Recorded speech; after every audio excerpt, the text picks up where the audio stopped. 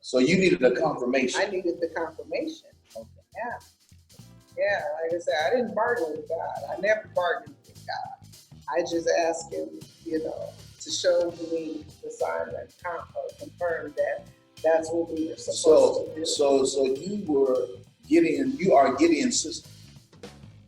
Gideon in the Bible, Lord, about the fleece and the ground. So I'm married Gideon's sister. Yeah, that ain't have to be there. And her name have to be Mary.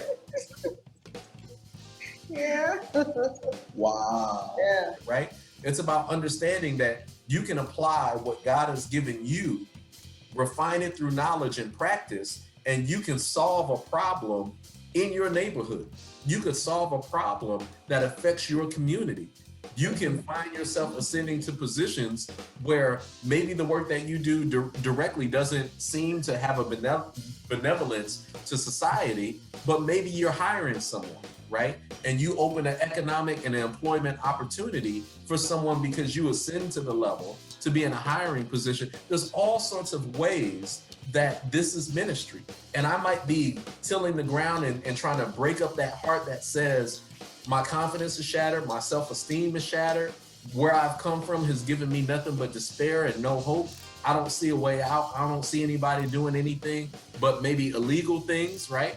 If I could get on the front end of that and plant a seed and say, you matter, you're important, you have something to offer, and then God is challenging you to not just take this talent to benefit you, but find a way that you could benefit somebody else. If I can do that on the front end, then maybe when they hear a preacher, maybe when they hear a song on the radio, maybe when they witness a service online, maybe when they see a Go Jesus billboard or whatever it is, maybe I've broken up the hardened heart, and that seed can now be watered by another, and then they're going to go to somebody's church. They're going to visit a service online. They're going to attend a revival, and then God can provide that increase. But we have to really open our minds up to understand that it's a little bit more than just what we talk about. And I really feel pulled in that direction in this moment, because we do have an issue in this world and in this country. We want things that we haven't labored for.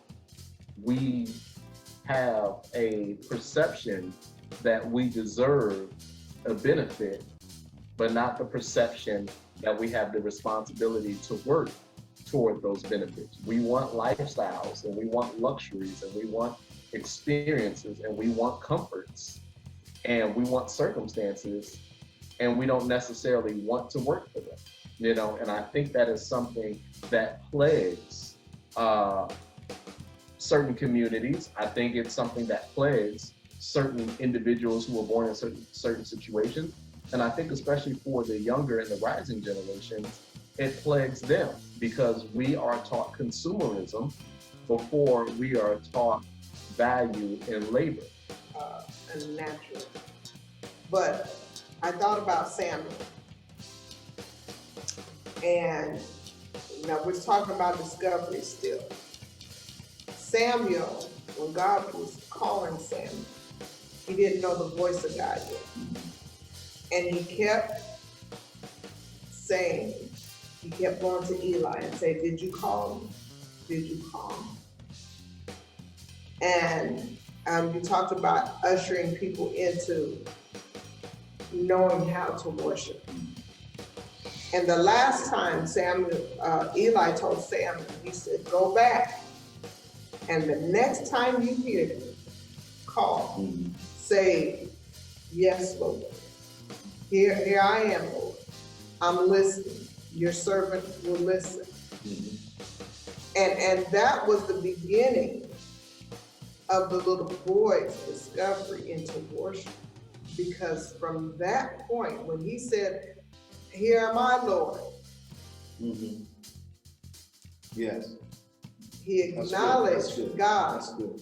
And he began to discover who God really was, because after he said, here am I, Lord, then he told him, your servant will listen. Yeah.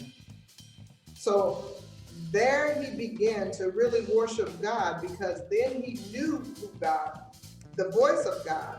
And then that relationship with God began, because before he had the relationship with Eli. That's the reason why he thought it was Eli talking to him. He didn't have the relationship. Wow. Whew. Yeah. Now wait a minute. Did you tell me that I don't belong? I just thought I'd ask that question. Time flew. It seemed like 60 seconds, Mom. I just thought about it. And see, that's where we get set.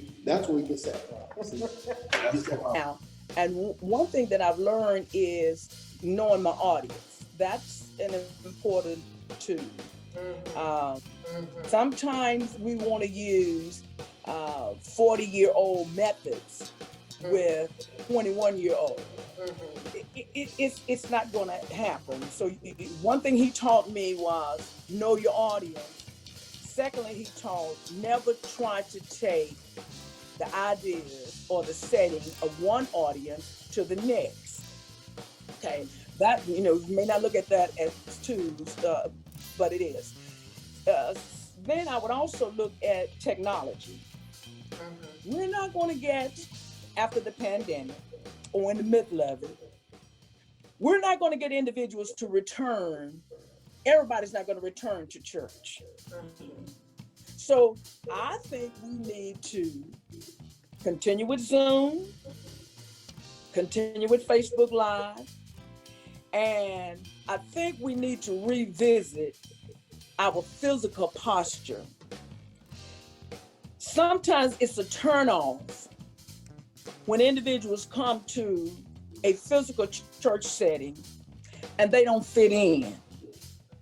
I'm not saying lower the standards, but I must feel comfortable enough in my non-church attire to come to your church. If I'm coming to church and say I'm not myself and I'm coming out from the world and I'm sitting in a service, I would want you to know that I just left a microwave age, meaning I'm putting this into the internet. I'm going to Google and I'm saying, hey Google, tell me how to build tell me how to fix my car. Tell me, I don't know how to work an app. Tell me how to work this app. Oh, tell me how to, and now I'm coming into a church where everybody knows what to do but me. And so I am now like, I don't belong here. I don't belong here because I'm coming from a world that tells me that I can have anything right now, but you're telling me that I have to pray and then wait, or I have to pray and then endure, or I have to pray and then not even sometimes get the answer is no, because I can't have it. Well, why can't I have it? Because everything else is right here. So if you're telling me I can't have it, but I can literally go out and get it myself, I'm just gonna go get it. We go through so many things in our life, and it can take us and move us in our emotions at different levels. And so one thing that the believer must invest in is our attitude. So that's why it's called Be Attitudes. And again, the way I tweaked it, let it be your attitude. So let's invest in our attitudes. Yes. Investing in our attitude. Matthew, the 5th chapter, and you amplify the 3rd, the 4th, and the 7th verse. Investing in attitude. Yeah. But read them all. We're out of time.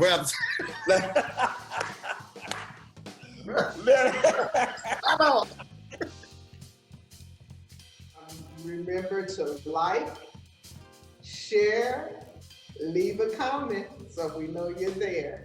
God bless you. God bless.